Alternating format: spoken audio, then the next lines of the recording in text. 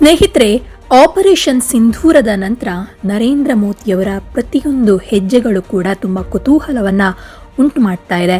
ಜೊತೆಗೆ ನರೇಂದ್ರ ಮೋದಿಯವರ ಆಲೋಚನೆಗಳಾಗಿರಬಹುದು, ಅವರು ತೆಗೆದುಕೊಳ್ತಾ ಇರುವಂತಹ ನಿರ್ಧಾರಗಳಾಗಿರಬಹುದು, ಇವೆಲ್ಲವೂ ಕೂಡ ಪಾಕಿಸ್ತಾನಕ್ಕೆ ಪಾಠವನ್ನು ಕಲಿಸುವ ಅಥವಾ ಪಾಕಿಸ್ತಾನಕ್ಕೆ ಡೈರೆಕ್ಟ್ ಆಗಿ ಅಥವಾ ಇಂಡೈರೆಕ್ಟ್ ಆಗಿ ಒಂದು ಮೆಸೇಜ್ ಅನ್ನು ಕೊಡುವ ರೀತಿಯ ಇರುತ್ತೆ. ಇದೀಗ ಪಾಕ್ಗೆ ಬೆಂಬಲವನ್ನ ಕೊಡುವಂತಹ ಟರ್ಕಿಗೆ ಟಕ್ಕರನ್ನ ಕೊಡ್ಲಿಕ್ಕೆ ಅಥವಾ ಟರ್ಕಿಗೂ ಕೂಡ ಒಂದು ವಾರ್ನಿಂಗ್ ಅನ್ನ ಕೊಡ್ಲಿಕ್ಕೆ ಟರ್ಕಿಯ ಪಕ್ಕದ ದೇಶ ಸೈಪ್ರಸ್ಗೆ ನರೇಂದ್ರ ಮೋದಿಯವರು ಭೇಟಿಯನ್ನ ಕೊಟ್ಟಿರುವಂತದ್ದು. ಹೌದು, ಆಪರೇಷನ್ ಸಿಂಧೂರದ ಬಳಿಕ ಮೊದಲ ವಿದೇಶ ಭೇಟಿಗೆ ಪ್ರಧಾನಿ ಮೋದಿಯವರು ಆಯ್ಕೆ ಮಾಡಿರುವಂತಹ ಸ್ಥಳ ಸೈಪ್ರಸ್. ಈ ಒಂದು ಸ್ಥಳವನ್ನ ಆಯ್ಕೆ ಮಾಡಿದ್ರ ಹಿಂದೆ ಟರ್ಕಿಗೆ ಮೆಸೇಜ್ ಕೊಡುವ ಒಂದು ಉದ್ದೇಶ ಇದೆ ಅಂತ ಹೇಳಲಾಗ್ತಾ ಇದೆ. ಟರ್ಕಿಯ ಪಕ್ಕದಲ್ಲಿರುವಂತಹ ಸೈಪ್ರಸ್ ಹಾಗೆ ಟರ್ಕಿಯ ನಡುವೆ ರಿಲೇಶನ್ಶಿಪ್ ಅಥವಾ ಸಂಬಂಧ ಅಷ್ಟೊಂದು ಚೆನ್ನಾಗಿಲ್ಲ ಅಂತಾನೆ ಹೇಳಬಹುದು. ಅಲ್ಲದೆ ಪಾಕಿಸ್ತಾನಕ್ಕೆ ಬೆಂಬಲವನ್ನ ಕೊಡುವಂತಹ ಟರ್ಕಿಯ ನೆರೆಯ ದೇಶದ ಬೆಂಬಲವನ್ನ ಪಡೆದುಕೊಳ್ಳಿಕ್ಕೆ ಈ ಭೇಟಿಯನ್ನ ಮಾಡಿದ್ದಾರೆ ಅಂತ ಹೇಳಲಾಗ್ತಾ ಇದೆ. ಇನ್ನು ಸೈಪ್ರಸ್ ಜೊತೆಗೆ ಟರ್ಕಿ 1974ರಿಂದಲೂ ಕೂಡ ದ್ವೇಷವನ್ನ ಹೊಂದಿದ್ದು, ಇದರ ಬೆನ್ನಲ್ಲೇ ಪ್ರಧಾನಿ ಮೋದಿ ಭೇಟಿ ಕೊಟ್ಟಿರುವಂತದ್ದು ಬಹಳಷ್ಟು ಮಹತ್ವವನ್ನ ಪಡೆದುಕೊಂಡಿದೆ. ಇನ್ನು ಕೆನಡಾದಲ್ಲಿ ಇವತ್ತು G7 ಶೃಂಗಸಭೆಗೂ ಕೂಡ ನರೇಂದ್ರ ಮೋದಿ ಅವರು ಭಾಗಿಯಾಗಿದ್ದಾರೆ. ಇನ್ನು ಮೋದಿ ಕಾಲಿಗೆ ಸೈಪ್ರಸ್ ನಾಯಕಿ ನಮಸ್ಕಾರವನ್ನ ಮಾಡಿದ್ದಾರೆ. ಹೌದು, ನಿಕೋಸಿಯಾ ಕೌನ್ಸಿಲ್ ಸದಸ್ಯೆ ಮೈಕೆಲಾ ಕೈತ್ರಿಯೋಟಿ ಮಾಪ್ಲಾ ಅವರು ಗೌರವ ಸೂಚಕವಾಗಿ ಪ್ರಧಾನಿ ನರೇಂದ್ರ ಮೋದಿ ಅವರ ಪಾದಗಳನ್ನು ಮುಟ್ಟಿ ನಮಸ್ಕರಿಸಿದ್ದಾರೆ. ಅದರಂತೆ ಐತಿಹಾಸಿಕ ನಿಕೋಸಿಯಾ ಕೇಂದ್ರದಲ್ಲಿ ಪ್ರಧಾನಿ ಮೋದಿ ಅವರನ್ನ ಮ್ಲಾಪಾ ಸ್ವಾಗತಿಸ್ತಾ ಇದ್ದಾರೆ. ಇನ್ನು ಈ ವಿಡಿಯೋ ಇದೀಗ ಸೋಷಿಯಲ್ ಮೀಡಿಯಾದಲ್ಲಿ ವೈರಲ್ ಆಗಿದೆ. ಹೌದು, ಐತಿಹಾಸಿಕ ನಿಕೋಸಿಯಾ ಕೇಂದ್ರ ಸೈಪ್ರಸ್ ರಾಜಧಾನಿಯ ಹಳೆಯ ಗೋಡೆಗಳಿಂದ ಸುತ್ತುವರೆದಿರುವಂತಹ ಭಾಗವಾಗಿದ್ದು, ವೆನೇಷಿಯನ್ ಕೋಟೆಗಳು, ಸಾಂಪ್ರದಾಯಿಕ ವಾಸ್ತುಶಿಲ್ಪ ಮತ್ತು ಬೇರೆ ಬೇರೆ ರೀತಿಯ ಮಾರುಕಟ್ಟೆಗಳಿಗೆ ಅದು ಹೆಸರುವಾಸಿಯಾಗಿದೆ. ಹಾಗಾಗಿ ಇದೀಗ ಆ ಒಂದು ಪ್ರದೇಶಗಳಾಗಿರಬಹುದು, ಈ ಜೊತೆಗೆ ನರೇಂದ್ರ ಮೋದಿ ಅವರಿಗೆ ಪಾದವನ್ನು ಮುಟ್ಟಿ ನಮಸ್ಕರಿಸಿದಂತಹ ಈ ಒಂದು ವಿಡಿಯೋ ಇದೀಗ ವೈರಲ್ ಆಗ್ತಾ ಇದೆ. ಇನ್ನು ಟರ್ಕಿಯ ಶತ್ರು ದೇಶವಾದ ಸೈಪ್ರಸ್ ಅಧ್ಯಕ್ಷರೊಂದಿಗೆ ಪ್ರಧಾನಿ ಮೋದಿ ಮಾತುಕತೆಯನ್ನು ನಡೆಸಿ ಇದು ಯುದ್ಧದ ಯುಗವಲ್ಲ ಅಂತ ಹೇಳಿದ್ದಾರೆ. ಹೌದು, ಪಶ್ಚಿಮ ಏಷ್ಯಾ ಹಾಗೆ ಯುರೋಪ್ನಲ್ಲಿ ನಡೀತಾ ಇರುವ ಸಂಘರ್ಷದ ಬಗ್ಗೆ ಪ್ರಧಾನಿ ನರೇಂದ್ರ ಮೋದಿ ಹಾಗೂ ಸೈಪ್ರಸ್ ಅಧ್ಯಕ್ಷ ನಿಕೋಸ್ ಕ್ರಿಸ್ಟೋಡೌಲಿಡೆಸ್ ಆತಂಕವನ್ನು ವ್ಯಕ್ತಪಡಿಸಿದ್ದಾರೆ. ಇದು ಯುದ್ಧದ ಯುಗವಲ್ಲ ಅಂತ ಹೇಳಿ ಉಭಯ ನಾಯಕರು ಒಪ್ಕೊಂಡಿದ್ದಾರೆ. ಇನ್ನು ಕ್ರಿಸ್ಟೋಡೌಲಿಡ್ಸ್ ಜೊತೆಗೆ ಜಂಟಿ ಸುದ್ದಿಗೋಷ್ಠಿಯಲ್ಲಿ ಮಾತನಾಡಿದಂತಹ ಪ್ರಧಾನಿ ಮೋದಿ ಮಾತುಕತೆ ಹಾಗೆ ಸ್ಥಿರತೆಯನ್ನ ಮರುಸ್ಥಾಪನೆಯ ಮೂಲಕ ನಾವು ಪರಿಹಾರವನ್ನ ಕಂಡುಕೊಳ್ಳುವಂಥದ್ದು ಮಾನವೀಯತೆಯ ದೃಷ್ಟಿಯಿಂದ ನೋಡಿದರೆ ಒಳ್ಳೆಯದು ಅಂತ ಹೇಳಿದ್ದಾರೆ.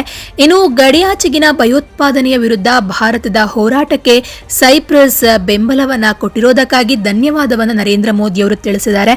ಇನ್ನು ಗಡಿಯಾಚೆಗಿನ ಭಯೋತ್ಪಾದನೆಯ ವಿರುದ್ಧ ಭಾರತದ ಹೋರಾಟಕ್ಕೆ ಸೈಪ್ರಸ್ನ ಬೆಂಬಲಕ್ಕೆ ನಾವು ತುಂಬಾ ಕೃತಜ್ಞರಾಗಿದ್ದೀವಿ ಹೀಗಂತ ಹೇಳಿದ್ದಾರೆ. ಇನ್ನು ಮೋದಿ ಅವರು 3 ರಾಷ್ಟ್ರಗಳ ಪ್ರವಾಸದ ಮೊದಲ ಭಾಗದಲ್ಲಿ ಸೈಪ್ರಸ್ಗೆ ಅಧಿಕೃತ ಭೇಟಿಯನ್ನು ಕೊಟ್ಟಿದ್ದಾರೆ.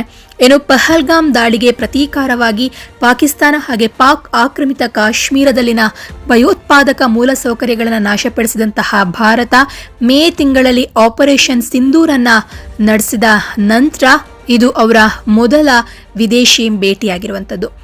ಇನ್ನು ಈ ವೇಳೆ ಮಾತನಾಡಿದಂತಹ ಕ್ರಿಸ್ಟೋಡೌಲಿಡ್ಸ್, ನಾವು ಐತಿಹಾಸಿಕ ಸ್ನೇಹವನ್ನ ಹೊಂದಿದ್ದು ಸಂಬಂಧಗಳಲ್ಲಿ ನಮಗೆ ನಂಬಿಕೆ ಇದೆ ಅಂತ ಹೇಳಿದ್ದಾರೆ.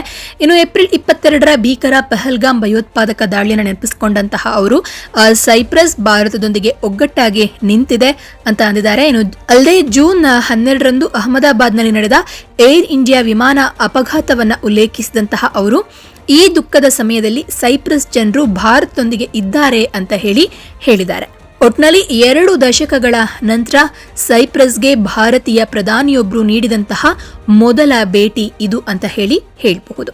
जो हाल ही में दुर्घटना हुई थी, एयर इंडिया के प्लेन का क्रैश हुआ था, प्रधानमंत्री जी, साइप्रस के लोग आपके साथ हैं इस दुख के समय में, हम आपके साथ खड़े हैं. देवियों सज्जनों, ये हमारे लिए एक बहुत ही विशेष दिन है, बहुत ही στην Κύπρο του ηγέτη της μεγαλύτερης δημοκρατίας στον κόσμο αποτελεί ξεκάθαρη απόδειξη των ισχυρών και ιστορικών δεσμών φιλίας, εμπιστοσύνης ουσιαστικά. ऐतिहासिक मित्रता है, एक दूसरे के प्रति विश्वास है और हम एकजुट है, जो कि कई वर्षों से हम दोनों ही देशों के लोगों को एकजुट कर रहा है। साइप्रस और भारत के बीच के संबंध हमारे साझा ऐतिहासिक अनुभव और मूल्यों पर आधारित है, जिसने कि हमारे साझी संघर्ष रहे हैं स्वतंत्रता के लिए और हमारे लोगों के सेल्फ डिटर्मिनेशन के लिए। ये वास्तविकता तब बने क्योंकि हमें शांति, डायलॉग, सहयोग, लोकतंत्र और अंतर्राष्ट्रीय नियम के लिए सम्मान पर विश्वास था, इसलिए हो सका। और हम दोनों ही देशों के बीच में एक बहुत ही स्पष्ट सामरिक ओरिएंटेशन है। फ्रेंड्स, यूरोपियन यूनियन में साइप्रस हमारा विश्वसनीय पार्टनर है। अगले वर्ष साइप्रस की यूरोपियन यूनियन अध्यक्षता के लिए हम शुभकामनाएं देते हैं।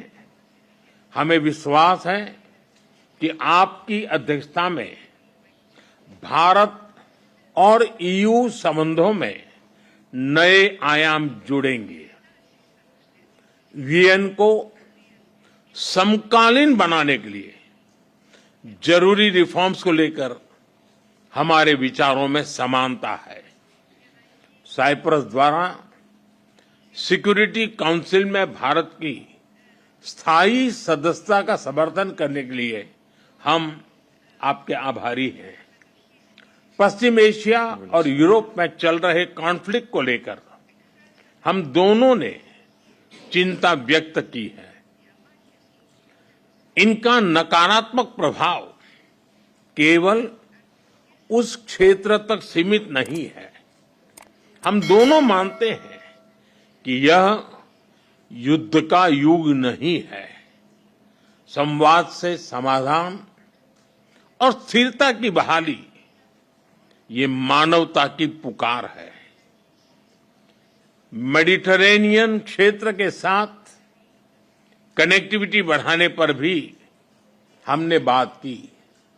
हम सहमत है कि India middle east Europe economic corridor से क्षेत्र में शांति और समृद्धि का मार्ग प्रशस्त होगा। राष्ट्रपति जी, मैं आपको भारत यात्रा के लिए सादर निमंत्रित करता हूं। आशा करता हूं जल्द ही भारत में आपका स्वागत करने का अवसर मिलेगा। एक बार फिर इस विशिष्ट आतिथ्य और सम्मान के लिए बहुत बहुत धन्यवाद।